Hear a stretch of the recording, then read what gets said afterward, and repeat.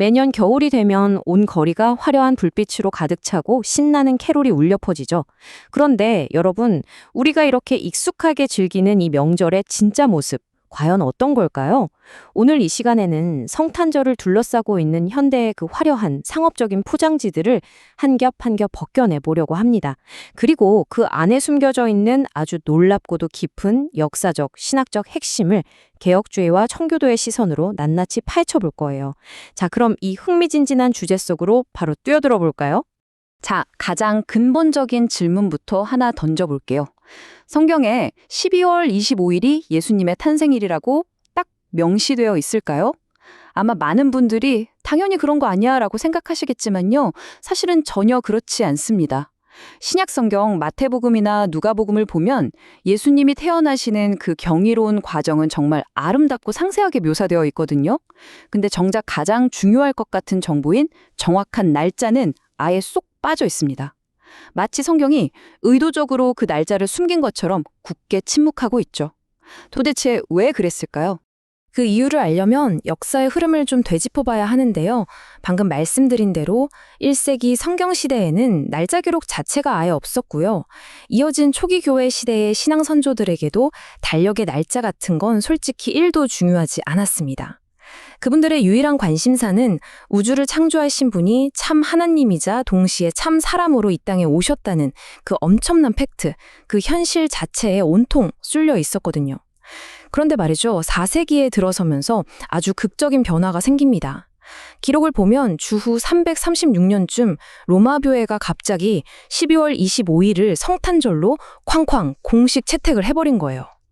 성경에도 없는 날짜가 어떻게 갑자기 교회의 공식 절기가 된 걸까요? 사실 이런 결정 뒤에는 당시 4세기 로마의 문화가 아주 깊게 깔려 있습니다.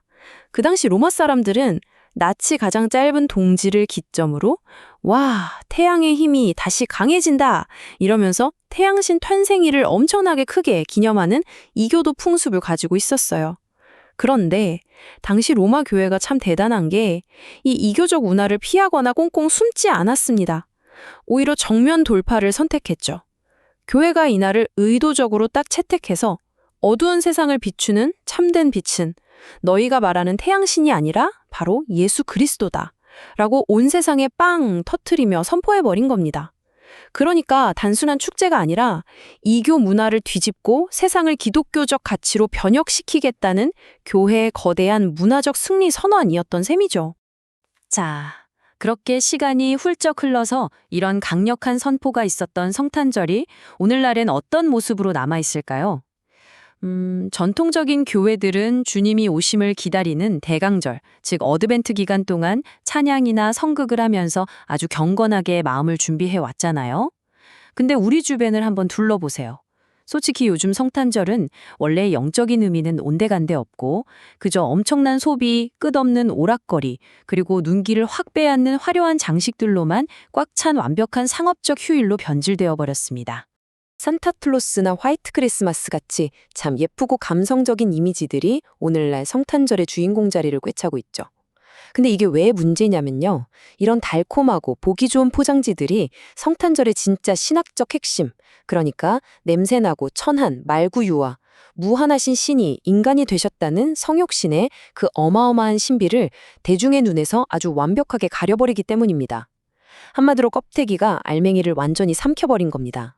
그렇다면 역사상 성경에 가장 충실하고 진짜 엄격하게 신앙생활을 했던 분들, 바로 청교도들은 이 날을 어떻게 보냈을까요? 여기서 우리의 예상을 완전히 뒤엎는 아주 흥미로운 역사적 사실이 하나 등장합니다.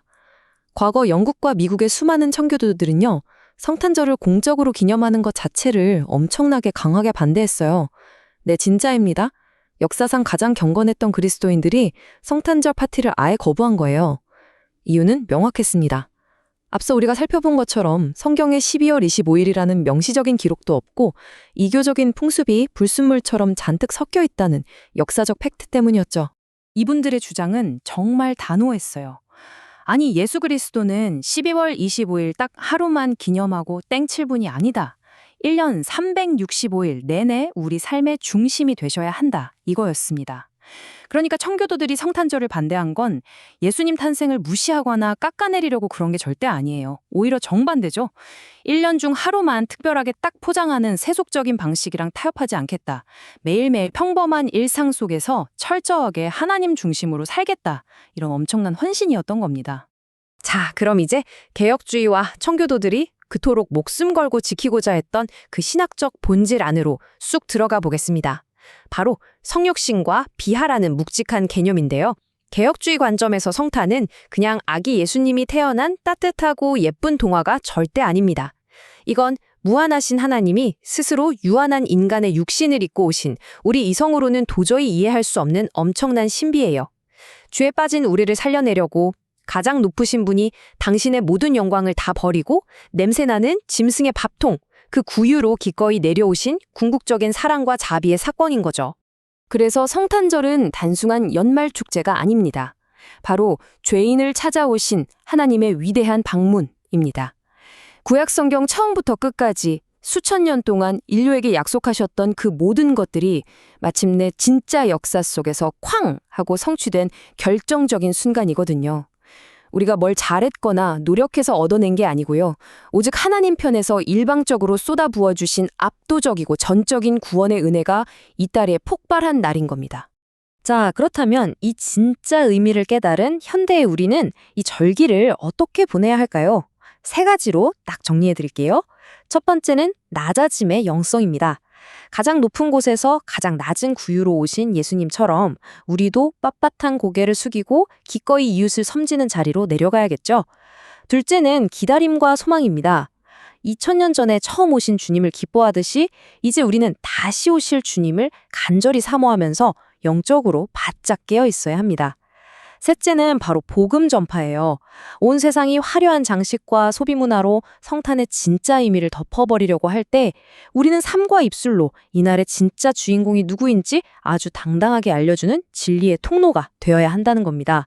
이제 마지막으로 여러분께 질문을 하나 던지고 싶습니다.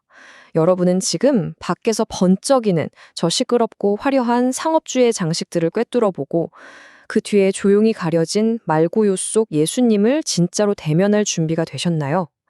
성찬의 본질은 우리가 올해 뭘 샀고 어떤 파티를 즐겼느냐에 있지 않습니다. 무한하신 창조주가 나를 위해 가장 낮은 곳까지 내려오신 그 놀라운 역사적 현실 앞에 내가 지금 어떻게 반응하고 있느냐, 바로 여기에 달려있죠. 부디 이번 성탄절만큼은 저 화려한 불빛 너머에 있는 우리 인류를 향한 그 어마어마한 사랑의 방문을 꼭 다시 한번 깊이 마주해 보시기를 바랍니다. 오늘 준비한 내용은 여기까지입니다. 함께해 주셔서 감사합니다.